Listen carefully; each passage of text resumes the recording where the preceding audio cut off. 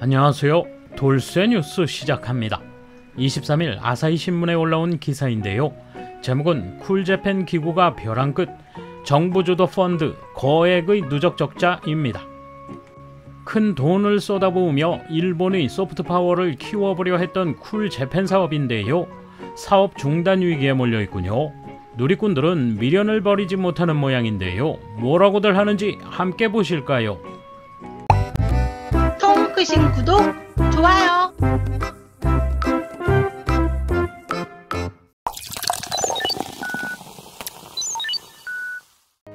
경제산업성 소관 민간펀드 쿨재팬 기구가 벼랑 끝으로 내몰리고 있다. 애니메이션이나 일식의 해외 전개를 지원하기 위해 2013년에 설립되었지만 누적 적자액은 309억 엔으로 확대됐다. 경제산업성은 25년도에 흑자 전환시키겠다며 존속을 목표로 하지만 재무성은 조직의 통폐합을 검토하고 있다. 22일에 열리는 재무성의 재정제도 등 심의회 분과회에서 경제산업성은 새로운 개선 계획을 제시했다. 투자처 실적이 코로나19 사태로 악화하여 기존 계획으로는 24년도였던 흑자 전환 시기를 1년 늦췄다. 계획 수정은 2021년 5월에 이어 두 번째로 이번에도 계획을 이루지 못하면 재무성은 조직 통폐합을 단행할 방침이다. 쿨재팬 기구는 2차 아베 정권이 성장 전략으로 삼은 민관 펀드 중 하나다. 금년 3월 현재 국가가 1066억 엔, 민간기업 24개사가 합계 107억 엔을 출자하고 있다.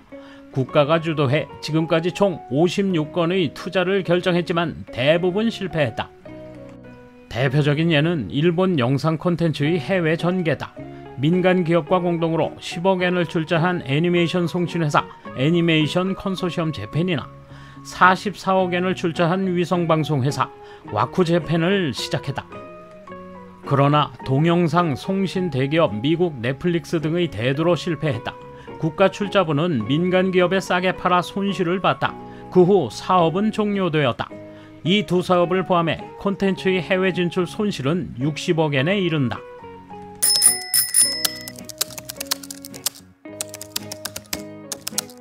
이런 건 돈은 내지만 책임질 사람이 없는 경우가 많아서 결국 돈을 거지에게 줘버리는 것보다 더 안 좋은 것 같다.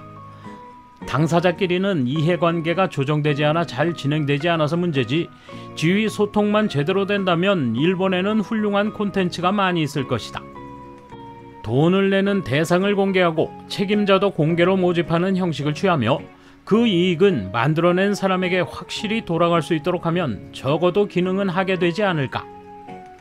이 시스템은 이제 그만두었으면 좋겠어.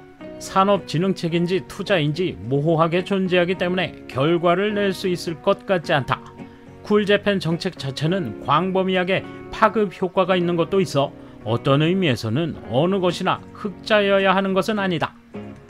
다만 쿨재팬 기구의 출자처도 너무 여럿이고 주변에 파급 효과가 있는 콘텐츠가 전혀 없는 것 같다. 민간이 스스로 마음대로 하면 되는 것까지 섞여 있다. 전자는 직접 이익을 내지 못하더라도 보조금 형태로 주면 되고 후자는 애초에 정부가 손댈 일이 아니다.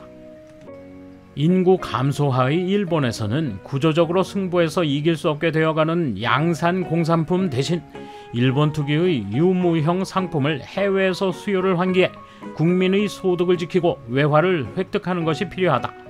그러나 이런 구조는 관료 조직의 의자 빼앗기 게임 자리를 늘리는 것 외에 별 의미가 없다. 공공기관의 사업을 전문으로 평가하는 독립기관이 있으면 좋겠다. 제대로 맞는 활동을 하고 있는지, 사업이 예측과 괴리가 얼마나 있는지, 나쁘면 대책을 잘 시키고 좋으면 평가하는 그런 기관 말이다. 물론 사업에서 흑자를 내는 게 무리인 부서는 많이 있다. 그러나 국가나 지자체의 운영자로서 자각을 갖도록 하려면 반드시 필요하다고 생각한다. 평가에 따라 이듬해 직원 급여나 수당을 증감시키면 된다. 물론 명백하게 돈을 실수로 너무 많이 쓴 사업에 관해서는 부처나 부문 단위에서 책임을 지게 하고 다음 연도에 보수를 삭감하면 된다. 애초에 예산 확보해서 쓴 만큼 평가받는 사람들이 그런 기관을 제안하는 일은 영원히 없겠지만 말이다. 에너지라든가 첨단 분야나 반도체라든가 리턴을 전망할 수 있는 분야의 공금 출연이나 공동 출자라면 만일 실패 철수에도 어느 정도는 용인된다고 생각한다. 이후의 시책에 대한 서포트는 필요하지만 콘텐츠에 관련된 출자가 아니라면 그 기구의 출범 투자만으로 좋다고 생각한다.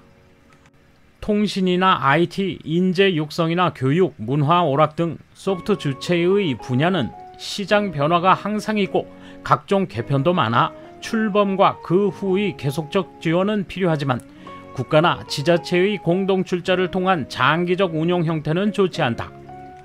장래의 사업 리스크가 유동적이어서 판별하기 어렵고 거기에 공금을 투하하더라도 리스크는 지켜봐야 한다. 즉 어떻게 되면 철수한다, 어떻게 되면 수정한다 등의 유동적인 상황 변화를 바탕으로 가변적인 시뮬레이션을 시책 결정 시에 해두는 것이 좋다고 생각한다. 콘텐츠 산업에서 외화를 버는 것, 소프트웨어 강국으로서 세계로부터 부동의 지위를 얻는 것은 중공업에 정체감이 있는 일본에 있어서는 경제적으로나 문화적으로 가장 중요한 것은 틀림없다. 그러므로 다소의 적자를 내더라도 국책으로 해야 할 분야라고 생각한다. 다만 지금 느낌으로는 도저히 국민이 납득하지 못하고 존재감을 보여주지 못하고 있어서 해외뿐만 아니라 국내에 대해서도 잘 어필을 못하고 있다. 대개 정부 주도로 이런 일을 해서 성공한 사례는 거의 없을 것이다. 경제산업성 소관의 제트로 등도 해외 전시회 등에 출전 지원을 하고 있지만 간단히 봐도 행사장에서 무역 지식조차 없는 담당자가 대부분이다. 이왕 할 거면 이거야말로 민간 기업에 맡기면 된다. 예를 들면 미쓰비시 상사나 이토츠 같은 상사라면 전문 지식을 가진 인재가 많고 전 세계 영업 거점도 있으니까 예산도 적게 든다. 쿨재팬 기구는 단년도 수익 사업에 그치는 것이 아니라 해외 시장에 대한 새로운 사업 전개에 도전하는 민간 기업에 투자함으로써 고위험 안건을 발굴하여 민간 기업의 활성화를 도모하는 사업이므로 장기적인 수익을 전망할 수 있는지를 평가해야 합니다. 경제산업성 자료에 따르면 코로나 영향으로 2021년에 마이너스 62억엔의 적자를 낸 걸로 평가되고 있습니다만 그 외에는 예산대로 평가되고 있습니다. 즉 투자처 사업의 실패를 포함해 계획대로 적자 평가가 되고 있습니다. 앞으로의 계획은 2024년도 단년도 흑자, 2029년도 누적 적자 제로, 2030년도 이후 누적 흑자 전환이므로 경제산업성의 계획대로 진행될지에 대한 판별이 중요하다고 생각합니다. 오래된 너구리가 우글대고 있는 성장하지 않는 산업에 돈을 낼 정도라면 이건 투자입니다. 다만 어떻게든 커넥션이 발동해버리면 본질이 보이지 않게 되어버립니다. 애니메이션이라면 그야말로 화제를 불러일으킨 카도카와 같은 기업만 유리하게 팽창하는 식으로는 안 됩니다. 내부 인사가 확실하다면 이런 사업은 계속되어야 할 것 같아요. 낭비하지 않는 인사를 한 기관이라면 찬성입니다. 이건 인지도 향상에도 목적이 있는 것 아닐까.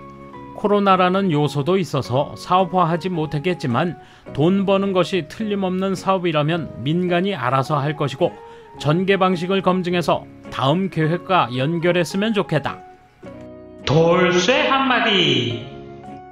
기왕 시작한 것 중도에 하차하지 말고 계속 돈을 퍼부어줬으면 좋겠네요. 쿨재팬 화이팅! 감사합니다. 돌쇠 물러갑니다.